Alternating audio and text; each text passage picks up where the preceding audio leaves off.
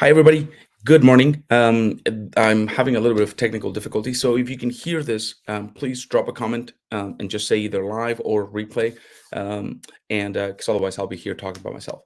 So today I want to share with you. I want to answer a question that came my way. That was, if I have been on a calorie deficit for too long, could I have screwed up my metabolism? Right? And for a lot of us, we've spent probably most of our lives trying to lose weight.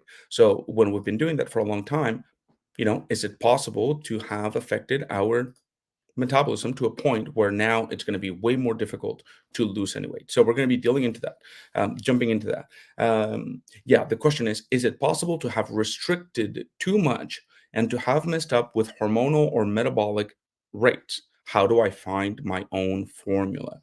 And look, obviously, hormones they definitely play a role. For example, there's a hormone that controls satiety, just how full you feel. There's a hormone that controls hunger, right? There's you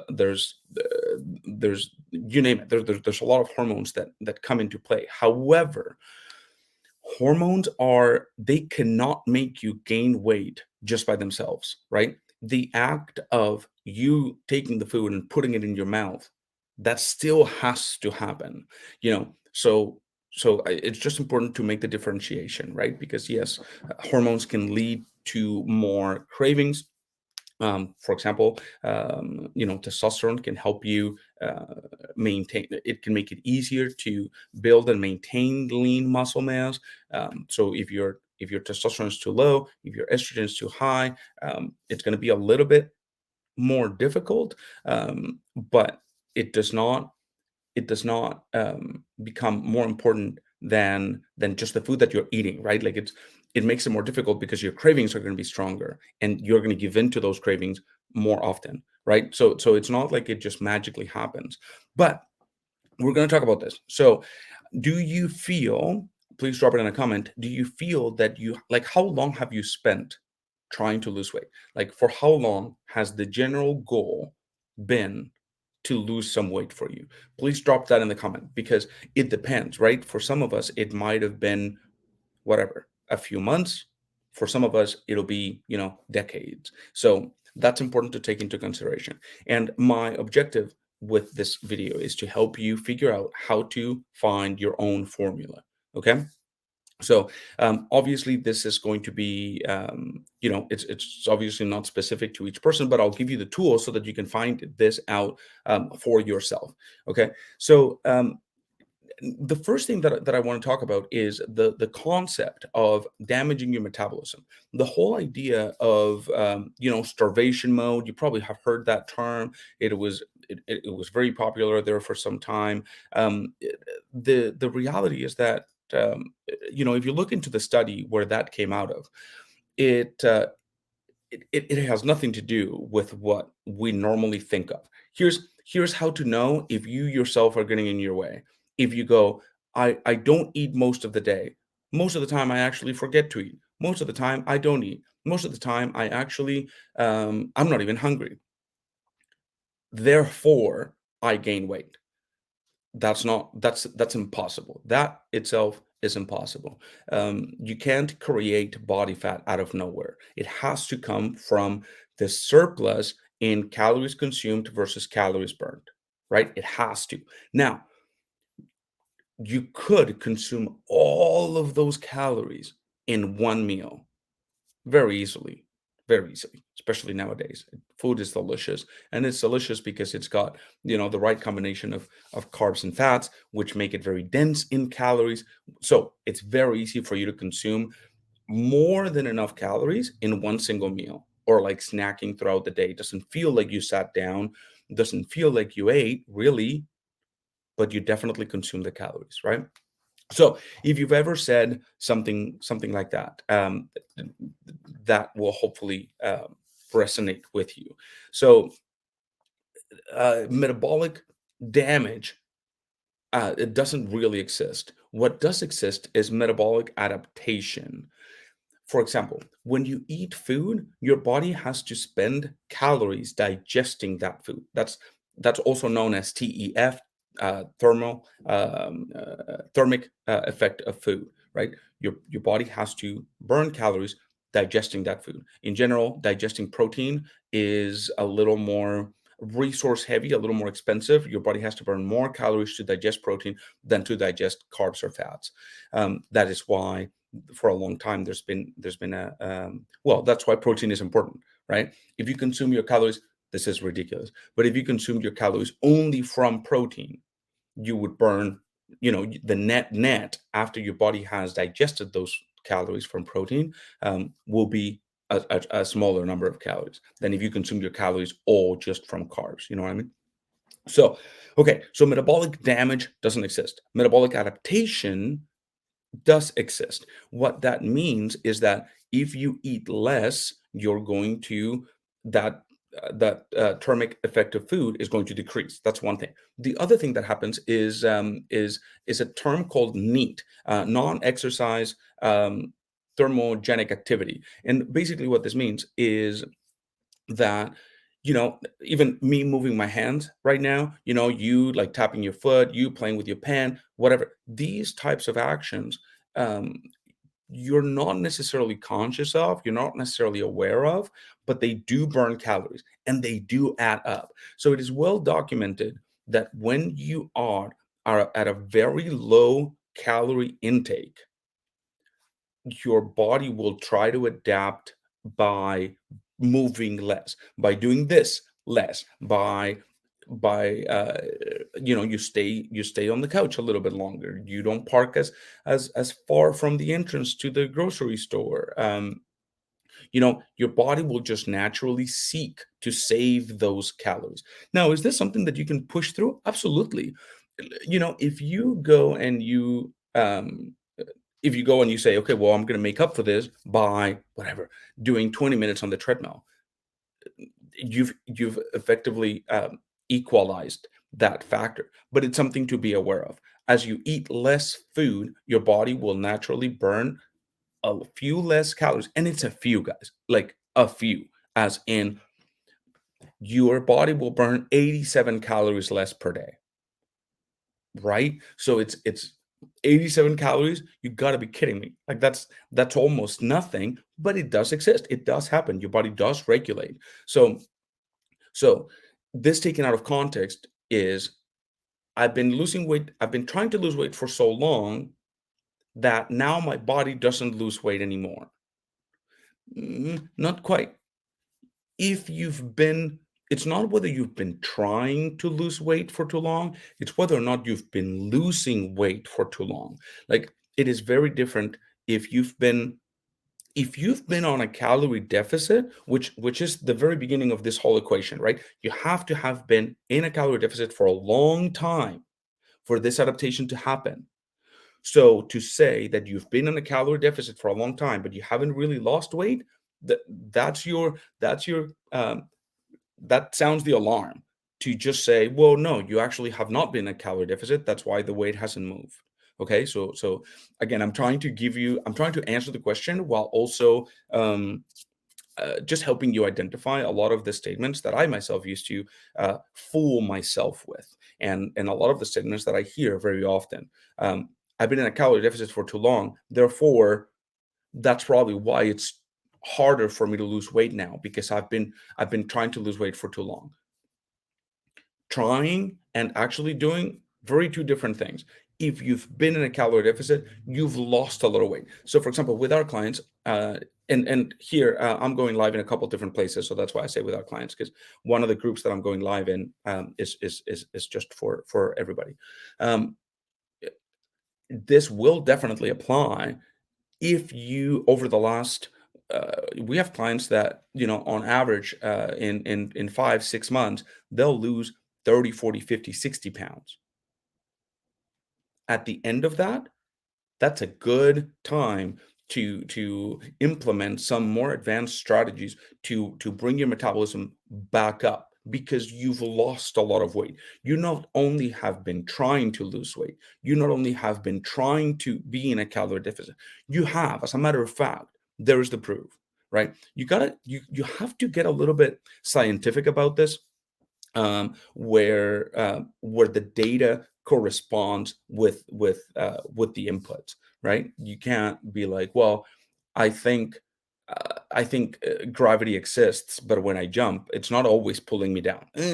No, no, no. Let's get very specific about the data to ensure that we're actually dealing with facts. If you've been losing a lot of weight, then yes, your metabolism will adapt. The adaptation is it's ridiculously low. It's like 87 calories less per day that you'll burn. So even with the adaptation, that does not prevent you from losing weight. Now, you could say, okay, but what about the damage to my hormones? Damage. It has an impact in your hormones. Yes. So, for example, um, if you've been, you know how sometimes people say, I just never feel hungry. That could be a sign that your hormone that sends the signal to your brain to tell that you're hungry, I believe it's ghrelin. I'm sorry, I've been coughing and I had a shitty sleep and everything. I'm pretty sure it's ghrelin. Let me just, because otherwise it's going to bug me. Ghrelin hormone. Here, I'll share my screen. Boop. Share screen. My eyes hurt too. How fun. Okay, so here we go. Hope you can see this. Ghrelin is a hormone that is produced and released mainly by the stomach, blah, blah, blah. There you go. Hunger hormone. Yay, my brain still works. So if you've been in a severe calorie deficit for a long time, it can be that your ghrelin just simply is not firing properly. That is why sometimes when our clients are not um, when they come in and they say, well, I'm just never really hungry, so I tend to not eat, but yet I'm still like 40, 50, 60, 80, 200 pounds over the weight that I would want to be. We go, got it. We can't just eat when we feel hunger. We gotta eat. Keeping track of your time, keeping track of your intake, to know that you're eating the right amounts, right? That you don't continue eating in a calorie surplus, otherwise you're going to keep on gaining weight. But you can't rely on the signal from ghrelin if ghrelin is acting up, right? So there can definitely be impacts to your hormones, but your hormones do not grab the food and put it in your mouth. Your hormones cannot be like, I see you eating at a calorie deficit, but I'm going to choose to not lose fat. That doesn't happen. That can happen. In fact, you will see a lot of people. It's a lot easier to point at one thing uh, as the culprit for you not losing weight. That is why billions have been made by saying carbs are the devil, fats are the devil. Your hormones are what's wrong. Like, because it's a lot easier. And let's be honest, as human beings, we much rather believe that it's something else's fault, something that's outside our control, or something out there, rather than, yeah, no, when cravings hit me, I do give in, right? And just straight up, you probably have heard that saying that goes, it's a lot easier to fool people than to convince them that they've been fooled, right? So it's normal to encounter resistance. If you're feeling that, I was there for a long time. So don't feel bad.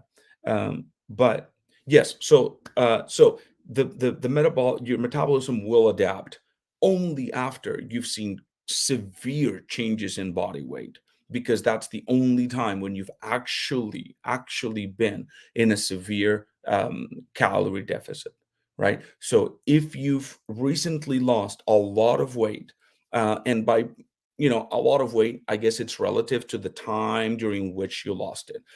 Metabolic adaptation takes time.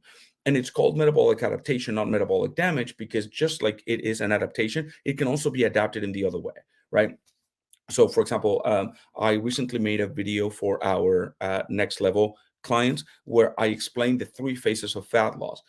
The second phase being reverse dieting. And that means after you've lost a lot of weight, it's important to work on your metabolism so that it comes back up, so that we undo that adaptation, and so that we get your body used to consuming higher amounts of calories. This needs to be done gradually and systematically, right? So that the term effective food and so that the non-exercise activity also increases, so that you don't see a spike in your weight while you're doing your reverse dieting phase. So okay, so I hope that this clarifies it. I wish that I could just point at, yep, you know what, you're right, hormones, that's it. You can't do anything about it. But that's not the truth. The truth is, yes, there will be adaptation only, and that adaptation can be like 87 to 125-ish calories per day less that you will burn as the adaptation that happens post having lost a lot of weight. So obviously, me saying 87 calories to 125 calories, that's just an average, right? Based on a female body of 5'4" to 5'6", 5'7", and about, 200 pounds, 170 to 220 pounds, right? Obviously, I got to give you the averages because obviously everybody's different. Now, the question of the hour was, okay, but how do I find my formula?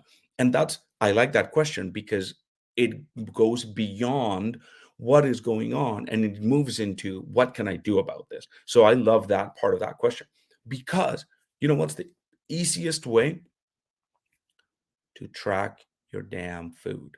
I'll tell you why. Because there's two main variables, right, that are going to impact how much progress we see on the scale. You're tracking your intake and your calorie output. That's it, right? The net, your calorie intake has to be lower than your calorie output. That's it. Now, the problem is that you can't be 100% accurate with either variable. You might have the latest Apple Watch, you might have the latest Fitbit, the latest Garmin, you might have paid an arm and a leg. Still, it's not going to be 100% accurate. The one variable where you have the most control, you can't open up the Apple device and like make it more accurate. You can't do that. Um, so the one variable where you have more control, where you can be more in control of how accurate it is your calorie intake, because you can weigh things. You can always track things the same way, even if you're not weighing things, right? So for example, an apple, give or take, is 90 calories. Does it matter if it was 95 or 85? No. If every time you have an apple, you track it as apple, 90 calories, right? It won't matter. An egg might be about 70 calories, a whole egg, but it depends on the size. Sometimes it might be 90, sometimes it might be, whatever, 65 if it's a tiny egg. So does it really matter? As long as you always track it the same, it doesn't matter. So what I'm saying is, you don't have to be tracking every tiny little bite of lettuce. Not at all. You don't have to be weighing every tiny little thing. Absolutely not. But that is the one variable that you have the most control on in in. So how do you find your formula? Very simply, track your food as accurately as you possibly can and weigh yourself daily. I know that stepping on the scale can be a little bit disheartening, but it is only disheartening when we are not doing the right things. And that's why we're not seeing the changes, right? Or when we think we're doing the right things, but we actually aren't. Just real talk, right? Somebody the other day said, uh, yeah, you know what? I really don't like stepping on the scale. And I said, yeah, of course you don't. Imagine, um, imagine someone that always spends more than they make, someone that has really bad spending habits, someone who doesn't save, someone who doesn't follow a budget. How often do you think they would enjoy checking their bank account balance? Not very, right? They wouldn't enjoy that very much. So this is no different. So rather, I mean, that person in that example could just be like, oh, it's so depressing to look at my bank account. But they could also, so if they just ignore it, will that get better? No, it won't, right? But if they started saving, if they got a side gig, if they, if they created a budget and started following it, then things would be different, and they would eventually get to a point where, looking at their bank account is not something that is demoralizing. So so in the same sense, that is why I suggest that you weigh yourself daily. Ignoring it never leads to a better outcome, in my experience. And I've been doing this for 10 years, and I've seen many people be like, I'm just not going to weigh myself because that's the issue. No, the issue is our habits and how we are using food, alcohol, treats, sugar, you name it, to cope with emotions. That's the actual issue. This just reminds you that you haven't actually solved the issue. So, real talk again. Um, but how do you find out your formula? Great. You need to weigh yourself daily. You need to track your food accurately, and you just need to literally analyze that change. Obviously, if you're a client, if you're working with a coach, then the coach can cut through all of that by being like, here's what I see, here's what's working, here's the room for improvement, right? So that's super helpful for you, obviously. um, if you are not a client, or if you do not have a coach, I would commit. um, our coach Melody has a great term for this. It's a microscope week. 1 week, 7 days, where you commit to tracking your food super accurately, and you weigh yourself every day. If you do that, what you will find is your weight. There's only three things that can happen to your weight: it stays the same, or it goes down, or it goes up. That's it. And so what I would do is I would look at the average of calories that I've consumed during the week, and then I would look at the outcome of that. Let's say that it stayed exactly the same. Your weight did not change. You tracked your food accurately for 7 days. That's your microscope week, and you weighed yourself every day. It moved a little bit here and there, but then by the end of the week, basically the same. Great. That that average number of calories that you consumed, that is your maintenance. So now you know, in order to create weight loss, you would need to decrease your calorie intake, right? So you either decrease your calorie intake or you increase your output. So you could just start by walking 30 minutes more per day, right? That would create a higher calorie output, which would then help you lose a little more weight. And again, you continue controlling the one variable that you're already in control of, tracking your food. You implement that small change of walking an extra 30 minutes per day, and then you continue weighing yourself so that you can analyze the change. Again, obviously, if you're a client, if you're working with one of our coaches, uh, we do this for you, right? And then it's just a matter of staying patient, of committing to that process of discovering your own formula, and and not getting emotionally attached to either your efforts or the output. I know that's easier said than done, but what's the alternative?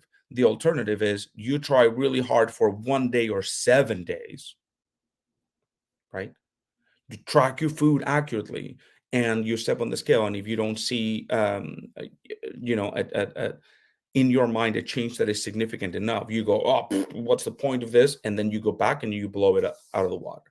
That is why, guys, um, fitness is not so much about how your body changes; it's about how you change, that then leads to different behaviors, different habits, different ways of coping with life, that don't have to always go to food, or to screw this. It was a tough day. It was a busy day. So I'm just going to relax and stay put on the couch. Right. When you know, oh man, my body's been hurting. I've been sitting all day long. I have barely moved today. You know what I mean?